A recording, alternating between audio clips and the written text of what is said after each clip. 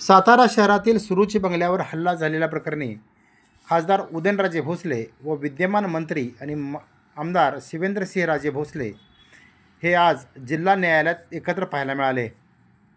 आज जिल्हा सत्र न्यायालयात तारीख असल्यामुळं खासदार उदयनराजे भोसले व मंत्री शिवेंद्रसिंहराजे भोसले यांनी एकाच वेळी न्यायालयात एंट्री केली। 2017 साली खासदार उदयनराजे भोसले व त्यांच्या कार्यकर्त्यांनी सुरुची बंगल्यावर येऊन जोरदार हल्ला चढवला होता। या प्रकरणी तत्कालीन जिल्हा पोलीस प्रमुखांनी याबाबत जवळजवळ 60 ते 62 जणांच्यावर गुन्हे दाखल केले होते। यानंतर हे प्रकरण न्यायालयात गेले। यामुळं न्यायालयाच्या अनेक वेळा तारखा फोडत गेल्या। याच आज तारखेला हजर राहण्यासाठी खासदार उदयनराजे भोसले, मंत्री शिवेंद्रसिंहराजे भोसले यांनी एकत्र येऊन यामध्ये हजेरी लावली। सुरुचे हल्ला प्रकरण सन 2017 साली खूप गाजलं होतं। यामुळं त्यावेळी दोन्ही राजे एकमेकाच्या विरोध होते।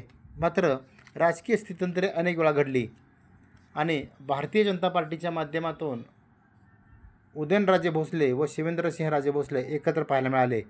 यानंतर त्यांचं खऱ्या अर्थानं मनोमिलन झालं। मात्र न्यायालयीन प्रक्रिया म्हणून ही प्रक्रिया सुरूच आहे। आज दोघांनीही एकत्र कोर्टामध्ये येऊन एकमेकाच्या वकिलाशी चर्चा केली। याचबरोबर 5 मिनिटं थांबून त्यानंतर ते आपापल्या कामाला निघून गेले।